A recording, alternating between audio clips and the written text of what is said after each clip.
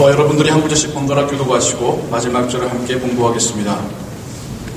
그러므로 주 안에서 갇힌 내가 너희를 권하노니 너희가 부르심을 입은 부름에 합당하게 행하여 모든 겸손과 온유로 하고 오래 참음으로 사랑 가운데서 서로 용납하고 평안에 매는 줄로 성령에 하나 되게 하신 것을 힘써 지키라. 몸이 하나이요 성령이 하나이니 이와 같이 너희가 부르심의 한 소망 안에서 부르심을 입었느니라. 주도 하나이요 믿음도 하나이요 세례도 하나이요 하나님도 하나이시니 곧 만유의 아버지시라. 만유에 계시고 만유를 통일하시고 만유 가운데 계시도다. 우리 각 사람에게 그리스도의 선물의 분량대로 은혜를 주셨나니 그러므로 이르기를 그가 위로 올라가실 때에 사로잡힌 자를 사로잡고 사람들에게 선물을 주셨다 하였도다. 올라가셨다 하였은즉 땅 아래 곳으로 내리셨던 것이 아니면 무엇이냐? 내리셨던 그가 곧 모든 하늘 위에 오르신 자니 이는 만물을 충만케 하려 하심이니라. 그가 혹은 사도로 혹은 선지자로 혹은 복음 전하는 자로 혹은 목사와 교사로 주셨으니 이는 성도를 온전케 하며 봉사의 일을 하게 하며 그리스도의 몸을 세우려 하심이라. 우리가 다 하나님의 아들을 믿는 것과 아는 일에 하나가 되어 온전한 사람을 이루어 그리스도의 장성한 분량이 충만한 데까지 이르리니 이는 우리가 이제부터 어린아이가 되지 아니하여 사람의 괴술과 간사 유혹에 빠져 모든 교훈의 풍조에 밀려 요동치 않게 하려 함이라. 오직 사랑 안에서 참된 것을 하여 범사에 그에게까지 자랄지라. 그는 머리니 곧 그리스도라. 그에게서 온 몸이 각 마디를 통하여 도움을 입음으로 연락하고 상합하여 각 지체의 분량대로 역사하여 그 몸을 자라게 하며 사랑 안에서 스스로 세우느니라. 우리가 받은 구원을 설명하는 문구 중에 참 많이 쓰이는 문구 하나가 있습니다. 그리고 이것처럼 우리가 받은 구원에 대하여서 잘 설명해주는 문구도 없을 듯 합니다. 그것은 바로 이미 그러나 아직이라는 표현입니다. 이미 그러나 아직. 우리가 예수 그리스도를 믿음으로 영접한 순간 우리는 이미 구원을 받았습니다. 그러나 우리가 하나님 아버지 나라에 들어가 온전한 구원이 이루어지기까지 우리는 아직이라는 수식어가 붙게 됩니다. 이미 받았다는 것인지 아직이라는 것인지에 대한 이 두 가지의 어떤 그 긴장 관계가 우리의 신앙생활과 우리의 구원에 여전히 있다라는 것입니다. 이미 이루어졌다는 말은 어떤 점에서는 우리에게 구원에 대한 확신과 평안을 주지만 또한 다른 면에서는 우리로 하여금 느슨해지고 나태해지게 만들 것입니다. 아직 이루어지지 않았다는 말은 우리에게 더욱 긴장하며 노력하게 만들겠지만 또한 반대로 우리로 하여금 불안하게 만들 것입니다. 우리 이렇게 이미 받은 구원을 확신하지만 여전히 구원을 이루어가는 삶을 살아가고 있습니다. 이것이 우리 개인의 문제가 아니라 우리의 신앙의 공동체, 교회에도 동일하게 적용이 되는 말씀이라는 거죠. 우리의 교회 이미 그러나 아직 온전해지지 않은 교회입니다. 에베소서 4장 초반부에 하나라는 단어가 참 많이 나옵니다. 성령이 하나 되게 하신 것은 몸이 하나요, 성령도 한 분이시요, 믿음도 하나요, 세례도 하나요, 하나님도 한 분이시니. 하나라는 단어를 여러 번 사용하면서 바울은 지금 하나됨에 대하여서 에베소 교인들에게 말씀하고 있는 것입니다. 하나님의 아들이 한 분이시니까 하나님의 교회도 하나일 수밖에 없겠죠. 이게 무슨 의미인지 아시겠습니까? 만약 하나님의 아들이 두 분이고 세 분이었다면 각각 아들마다 교회의 머리 되셔서 교회가 두 개, 세 개가 될 겁니다. 그러나 하나님의 아들은 독생자 예수 그리스도 한 분이시기에 그분으로 인하여 구원받은 백성들, 그분을 머리로 섬기고 있는 믿음의 공동체는 하나일 수밖에 없다라는 것입니다. 근데 오늘날 우리의 현실이 그러합니까? 우리의 현실 속에서 교회가 하나입니까? 우리 내부적으로 우리가 완전한 하나의 연합을 이루고 있습니까? 우리 밖으로 봐서도 교회와 교회가 정말 하나가 되어 가고 있습니까? 우리가 살고 있는 현실에서는 그러하지 못합니다. 우리는 수많은 지역교회들을 보고 있습니다. 여러 교단으로 나눠진 교회들을 보고 있습니다. 여러 서로 다른 교파들을 보고 있습니다. 캐톨릭과 개신교가 있습니다. 그리스 종교회라는 그러한 교회도 있습니다. 그렇다고 한다면 교회가 하나라는 말씀이 맞는 말일까요? 우린 다시 성경으로 한번 돌아가 보기를 원합니다. 하나라는 표현을 이렇게 많이 연발하듯이 사용하던 바울의 머릿속에는 어떤 생각이 있었을까 우리 한번 생각을 해보길 바랍니다. 바울이 예수 그리스도를 섬기는 교회가 하나라는 사실을 몰랐을까요? 모르기 때문에 혹은 교인들이 모르기 때문에 지금 이야기하고 있는 것일까요? 바울 본인이 선교지마다 지역교회를 세운 장본인입니다. 바울 본인이 그 누구보다도 교회가 지역적인 이유 때문에라도 하나 될 수 없다는 것을 잘 알고 있는 사람입니다. 바울 본인이 그 교회 안에서 여러 분류와 계층과 파벌로 나누어져서 하나 되지 못하는 것을 똑똑히 본 사람이고 그것으로 인해 피해받은 사람입니다.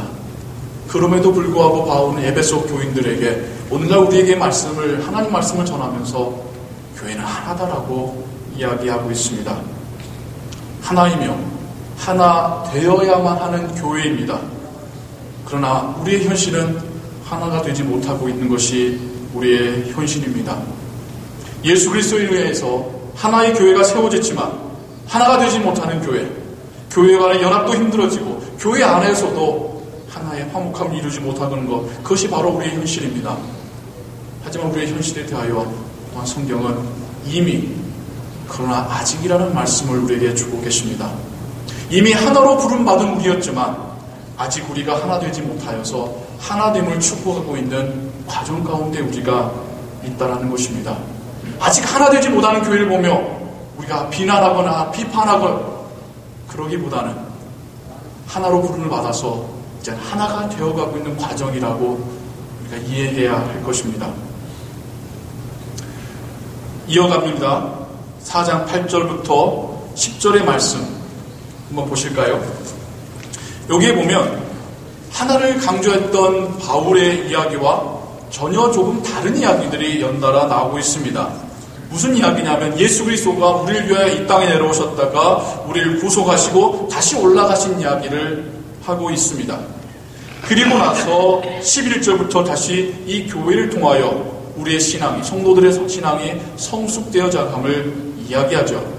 그래서 8절부터 10절까지의 말씀이 얼핏 보면 앞에 이야기하고 뒤에 이야기하고 잘 조화가 안 되기 때문에 혹시 이것이 후대에 삽입된 이야기는 아닐까라고 생각하는 신학자들도 있었습니다. 근데 이 부분에 대해서 존 스토튼 목사님께서는 이 부분은 교회에 부어진 은사에 대한 가르침이라고 설명을 해주십니다. 하나님께서 우리에게 주신 은사가 있는데 이 은사도 이미 받았으나 아직 온전하게 우리가 활용하지 못하는 은사들이 있다는 것입니다. 무슨 말이냐면 지금 8절부터 9절, 10절에 말씀하시는 예수 그리스도의 이야기가 우리에게 은사를 주신 분에 대한 이야기라는 겁니다. 예수 그리스도가 이 땅에 오셔서 우리를 구원하신 이후에 하늘로 올라가시면서 우리에게 맡기신 사명, 우리에게 주신 은사, 선물, 그게 바로 있다는 것입니다. 그러면서 이어지는 이야기가 있죠. 그것이 우리로 하여금 그 예수 그리스도를 가르치게 하려 함이니라. 은사에 대해서도 우리는 이미 그러나 아직이라는 표현을 적용해 볼 수 있습니다. 11절에 보시면 5가지의 직분이 나옵니다. 사도와 선지자와 목사와 복음 전하는 자와 교사의 5가지 직분이 나오고 있습니다. 이것에 대하여 해석할 때 그러면 이 5가지 직분은 우리 교회 안에서 어떤 직분일 것인가, 우리가 어떻게 적용해 볼 것인가라고 생각할 수도 있겠죠. 하지만 그것보다도 이 직분들을 통하여 하나님 주신 은사가 무엇인가를 생각을 해보자는 것입니다. 지금 바울은 직분을 나누고 구분하고 교회 안에 체계를 세우려고 하는 말이 아니라 이러한 직분들을 통하여 하나님께서 어떤 은사를 주셨는가를 우리에게 말씀해 주고 계시더라는 겁니다. 그것은 바로 이 모든 은사들이 관련된 가르치는 은사입니다. 사도와 선지자도 하나님의 말씀을 전하고 가르치는 자들입니다. 사도는 신약시대에, 선지자는 구약시대에 하나님의 그 뜻을 받아서 성도님들에게 가르치는 은사가, 그러한 직분이 사도와 선지자입니다. 복음 전하는 자, 목사, 교사도 마찬가지로 가르치는 은사에 관련된 직분이죠. 바울은 지금 서로 구분되어 보이는 직분들을 나열하는 것처럼 보이지만 실제로는 하나의 은사를 지금 이야기하고 있는 것입니다. 바로 가르치는 은사입니다. 무엇을 가르치냐고요? 12절에 말하고 있습니다. 가르치는 은사를 주셨으니 이는 성도를 온전하게 하며 봉사의 일을 하게 하며 그리스도의 몸을 세우려 하심이라. 예수 그리스도가 이 땅에 오셨다가 우리를 구원하시고 승천하시면서 우리에게 주신 은사가 있는데, 이 은사의 활용도는 성도를 온전케 하며 봉사의 일을 하게 하며 그리스도의 몸을 세우게 하려 함이니라라는 것입니다. 우리 모두가, 부활하신 주님을 영접한 우리 모두가 이런 은사를 받았으나, 이미 은사를 받았으나 아직 은사대로 살지 못하는 것이 우리라는 것을 성경은 또한 우리에게 말씀해주고 있습니다. 가르친다는 표현, 좀 우리에게 부담되는 표현이죠. 마치 칠판에 글씨를 써가면서 이렇게 강의하듯이 가르치는 그런 이미지가 우리에게는 있습니다. 하지만 성경에서 말하는 가르친다는 의미는 우리의 모든 삶을 가지고 예수 그리스도를 전하고 알린다라는 의미입니다. 이 일에 있어서는 그 누구도 예외가 없습니다. 예수님을 영접한 사람이라면 예수님을 전하고 알리는 데 있어서 그 누구도 예외가 없다는 것입니다. 우리 모두가 이미 이 은사와 이 소명을 받았는데, 그러나 아직 이렇게 살지 못하는 것이 우리의 모습이라는 것입니다. 많은 그리스도인들이 이렇게 말하죠. 내가 아직 누군가 가르치기에는 부족해. 나 성경 좀 더 배워야 돼. 내가 더 먼저 은혜 받은 다음에 그때 돼서 가르칠게. 난 아직 일러라고 생각하기 쉽습니다. 아닙니다. 예수님을 영접한 사람이라면 내 안에 있는 예수님을 전할 수 있습니다. 아니, 전해야 되는 소명이 우리 모두에게 있다는 것입니다. 13절에 또한 이어갑니다. 우리가 다 하나님의 아들을 믿는 것과 아는 일에 하나가 되어 온전한 사람을 이루어 그리스도의 장성한 분량이 충만한 데까지 이르리니 라는 말씀을 이어가고 있습니다. 온전한 사람, 우리는 먼저 드는 생각이 신앙이 아주 깊이 성숙한 그런 그리스도인들을 생각하기 쉽습니다. 물론 맞습니다. 그런데요, 에베소서 안에서 바울이 온전한 사람이라는 표현을 쓸 때에는 개개인이 아니었습니다. 교회를 이야기합니다. 2장에서도 2장 15절에서 똑같이 이야기합니다. 새로운 한 사람이라고 말할 때에는 이방인과 유대인이 한 마음이 되어 하나로 연합한 형제가 된 그 모습을 가리켜서 새로운 한 사람이라고 말씀하고 있습니다. 그 연결되는 편지 가운데 바울이 온전한 사람이라고 말할 때 그 온전한 사람은 정말 온전하게 그리스도를 나타내고 있는 우리 신앙의 공동체 교회를 말하는 것일 것입니다. 즉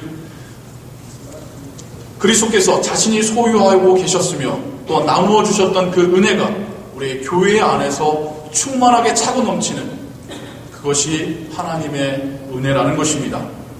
이 일을 위하여 그리스도를 아는 지식이 필요하다고 바울은 재차 강조하고 있습니다.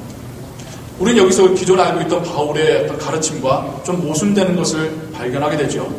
우리는 로마서를 통하여, 갈라디아서를 통하여 오직 믿음으로, 믿음만 있으면 구원받는다라는 것을 너무나도 많이 강조해서 배웠습니다. 그러다 보니까 지금 바울이 믿음만으로가 아니라 예수 그리스도를, 하나님을 아는 지식이 우리에게 필요하다라고, 너희의 구원을 이루어가라고 하는 말씀에 우리는 당황하게 됩니다. 아니, 바울이 여기서 말하는 게 다르고 저기서 말하는 것이 다르단 말인가? 이게 바로 이미, 그러나 아직의 표현인 것이죠. 바울은 율법의 순종에 대해서는 구원의 걸림돌이 된다면 그것은 무가치하다고까지 말했던 바울입니다. 하지만 그리스도를 아는 지식은 우리에게 계속 필요하다고 말씀하고 있습니다. 우리가 이미 예수 그리스도를 영접하면서 하나님을 알 수 있는 우리의 바탕이 생기게 되었습니다. 우리에게 믿음이 찾아왔으니까요. 이제 그러나 우리는 그 지식이 완전하기까지 계속해서 하나님을 탐구하며 묵상하며 배워가야 하는 것입니다.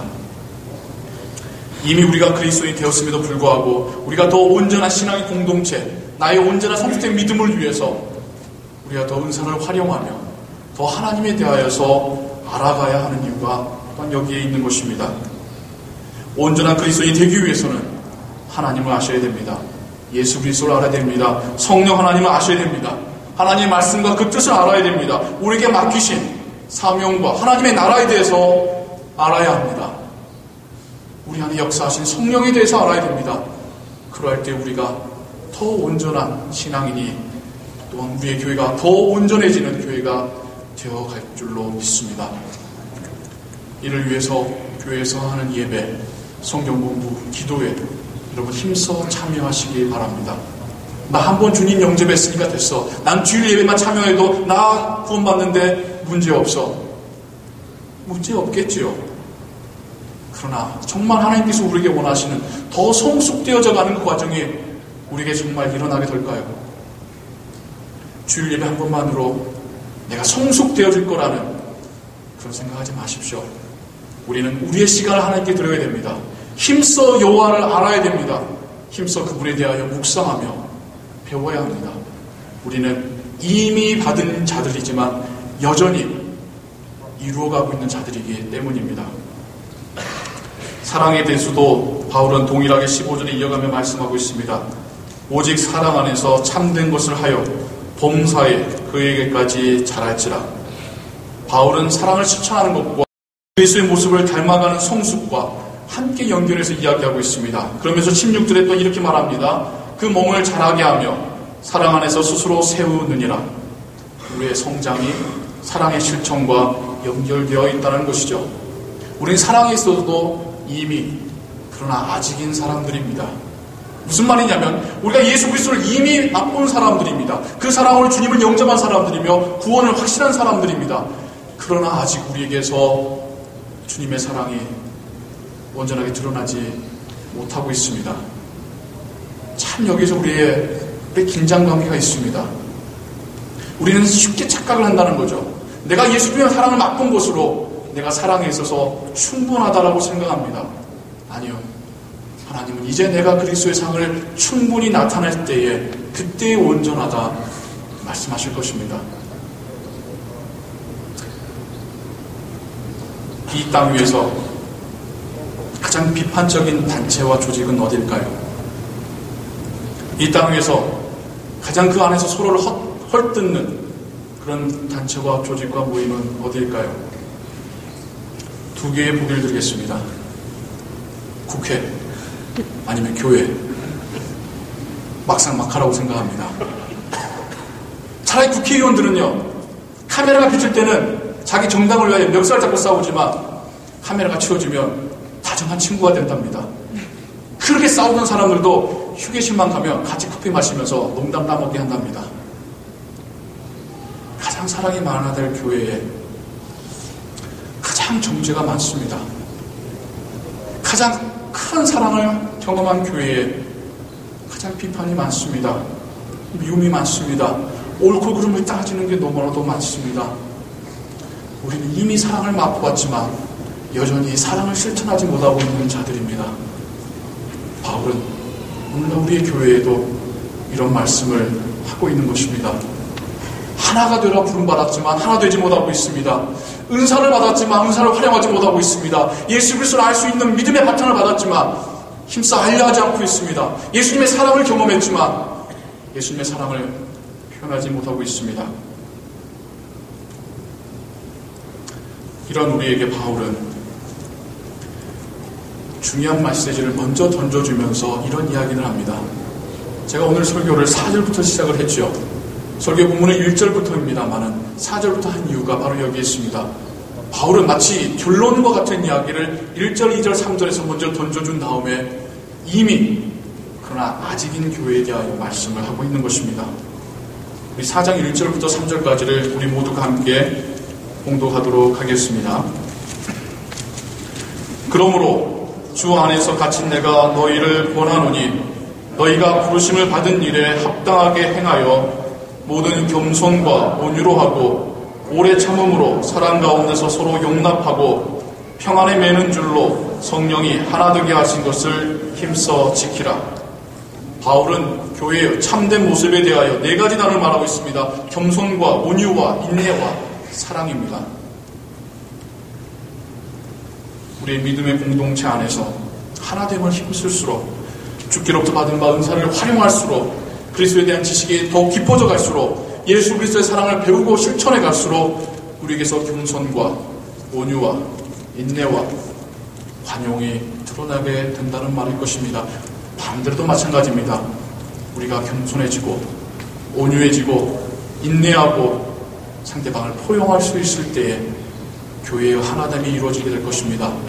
우리의 은사의 활용이 가능해질 것입니다. 우리가 하나님은 어떤 분이신가를 분명하게 알게 될 것입니다. 우리에게서 그리스도의 사랑이 드러나게 될 것입니다. 우리는 이미 받았지만 아직 온전해지지 않은 자들입니다. 이미 구원을 받았지만, 이미 하나로 부르심을 받았지만, 이미 은사를 받았지만, 이미 구원의 지식을 받았지만, 이미 사랑을 받았지만 여전히 이 부분에 있어서 연약한 자들이 바로 우리입니다. 그런 우리에게 바울은 온유와 겸손과 인내와 사랑을 이야기하고 있습니다. 겸손하기를 힘쓰며 온유함으로 남을 대하고 인내로 하나님의 뜻을 기다리며 사랑으로 행동할 때에 미숙한 우리들의 신앙이 더욱 성장될 줄을 믿습니다. 이런 메시지를 준비할 때마다 제 안에 하나의 부담이 있습니다. 메시지를 준비할 때 저는 저에게 손가락질합니다. 그럼 너는 그러게 하니? 하나님 앞에서 그렇지 못합니다라는 정직한 대답을 하였습니다. 저도 마찬가지입니다. 우리 모두가 마찬가지죠. 이미 구원의 은혜와 사랑과 축복을 경험한 우리들이 여전히 못하고 있는 것이죠. 그래서 한번 그런 생각까지도 했습니다. 내가 할 수 있는 데까지만 설교를 준비할까? 그랬더니 드는 생각이, 그럼 우리 교회 성도님들 수준이 내 수준밖에 안 되지 않겠구나. 저도 여전히 부족합니다. 그러나 하나님의 메시지를 이렇게 말씀하고 계십니다. 여러분에게만 하는 말이 아닙니다. 저를 포함한 우리 모두가 들어야 될 하나님의 말씀입니다. 하나님의 도전입니다. 우리의 삶을 향하여 하나님 결단하라고 말씀하십니다. 하나 되기 위하여서, 더욱 사역하며 섬기기 위하여서, 더욱 예수 그리스도를 알기를 힘쓰게 하기 위해서, 더욱 사랑을 실천하는 자들하는 하나님의 도전이 이 시간 우리에게 있기를 소원합니다. 우리가 성숙되어지며 우리 교회가 더욱 성숙되어져 가기를 예수 그리스도의 이름으로 축원합니다. 기도하겠습니다. 사랑과 은혜 하나님 아버지, 이미 우리가 은혜를 경험하였으나 여전히 부족한 우리들임을 하나님 앞에 고백합니다. 구원을 받았으나 여전히 하나 되지 못하고, 여전히 은사를 활용하지 못하고, 여전히 하나님을 알려하지 아니하고, 여전히 사랑에 인색한 우리들의 모습을 하나님 앞에 고백합니다. 그럼에도 하나님 우리를 벌하지 아니하시고 우리를 포기하지 아니하시고 붙잡고 계시는 그 사랑에 감사합니다. 우리가 이젠 성숙되어져가는 과정 가운데 있음을 또한 담대하게 고백합니다. 하나님 우리로 하여금 더욱 겸손하고 온유하고 인내하며 사랑하게 하시옵소서. 우리의 모습이 더욱 성숙되어지게 하시옵소서. 더욱 예수님을 닮아가는 우리와 우리 교회가 되게 하여 주시옵소서. 부족한 자들 책하지 마시고 주의 은혜로 주의 성령으로 인도하여 주시옵소서. 예수 그리스도의 이름으로 기도하옵나이다. 아멘.